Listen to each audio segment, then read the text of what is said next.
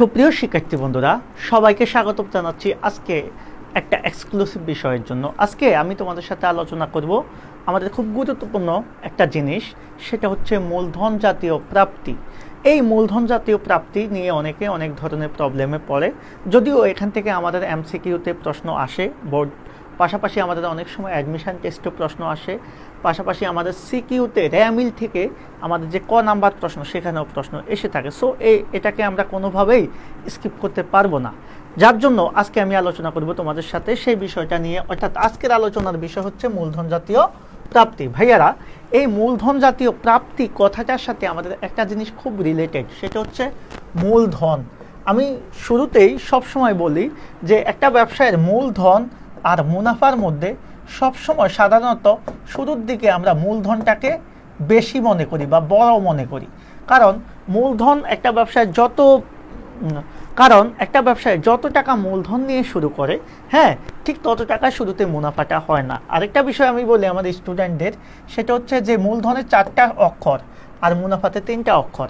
এভাবে তোমরা মনে রাখতে পারো যে লেনদেনগুলো একটু বড় অঙ্কের এবং যেগুলো অনিয়মিত, মানে নিয়মিতভাবে হয় না, কারণ আমরা জানি ব্যবসায়িক লেনদেনগুলা যেগুলো অনেক বড় অঙ্কের, হ্যাঁ, বা বড় রকমের, সেগুলো কিন্তু প্রতিদিন হয় না।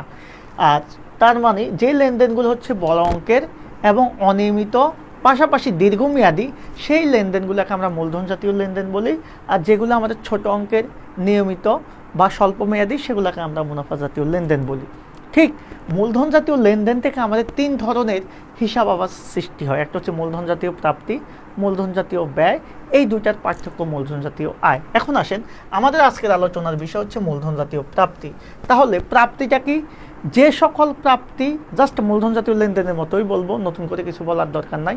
যে সকল প্রাপ্তি বড় অঙ্কের, অনিয়মিত এবং দীর্ঘমেয়াদী, সেগুলোকে মূলধন জাতীয় প্রাপ্তি বলে। এখন তুমি চিন্তা করে দেখো তো, ব্যবসা প্রতিষ্ঠানে কোন ধরনের প্রাপ্তিগুলা যেগুলো সব সময় হয় না, জাস্ট মাঝে মাঝে হয়, এই প্রাপ্তিগুলা কি কি? দেখো, আমরা শুরুতে যদি দেখি মালিক কর্তৃক প্রদত্ত মূলধন বা অতিরিক্ত মূলধন।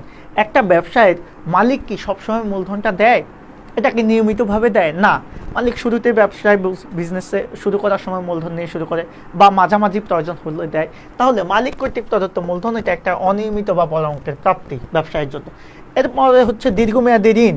যেমন তোমার ব্যবসায়িক প্রয়োজনে তুমি লোন বা ঋণ নিতে পারো যে কোনো ব্যক্তি, প্রতিষ্ঠান বা ব্যাংকের কাছ থেকে, ওকে, সেটাও কিন্তু সবসময় তুমি নেবে না। তাহলে এটাও আমাদের বড় ধরনের একটা প্রাপ্তি, যেগুলো আমরা পাচ্ছি।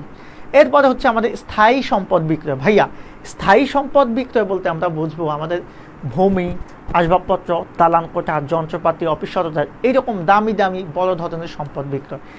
এখন আমরা সবাই জানি ব্যবসা প্রতিষ্ঠানে কিন্তু সম্পদ ব্যবহারের জন্য ক্রয় করা হয়, বিক্রয়ের জন্য না। কারণ বিক্রয়ের জন্য ক্রয় করা হলে সেটা সম্পদ হয় না, সেটা পণ্য হয়ে যায়। সো স্থায়ী সম্পদ কিন্তু ব্যবসায় বিক্রয় করা মূল উদ্দেশ্য না, যার কারণে স্থায়ী সম্পদটা সবসময় বিক্রয় হয় না। এটাও একটা, তাহলে স্থায়ী সম্পদ বিক্রি করে যে টাকাটা আসে সেটাও বড় একটা প্রাপ্তি। এর পাশাপাশি আমাদের আছে দীর্ঘমেয়াদী বিনিয়োগ। যেমন আমরা যদি কোনো জায়গায় দীর্ঘমেয়াদী বিনিয়োগ করে থাকি টাকা, সেই বিনিয়োগটা যদি আমরা আবার বিক্রি করে থাকি, বা শেয়ার বিক্রয়ের মতো, সেগুলোকে আমরা দীর্ঘমেয়াদী বিনিয়োগ বলবো।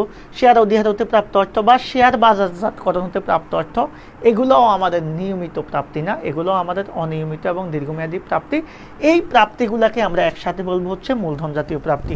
আমি একটা বিষয় তোমাদের সাথে গ্যারান্টি সহকারে বলতে পারবো তোমাদেরকে, সেটা হচ্ছে এর বাইরে বাংলাদেশের কোনো বইতে তুমি মূলধন জাতীয় প্রাপ্তি পাবা না। অর্থাৎ তুমি একেবারে ক্লাস 9 থেকে অনার্স লেভেল পর্যন্ত এই অল্প কয়েকটা প্রাপ্তি যদি তুমি মনে রাখতে পারো, তাহলে আর কখনোই তুমি মূলধন জাতীয় প্রাপ্তিতে সমস্যায় পড়বা না। আশা করছি ভিডিওটা ভালো লাগে,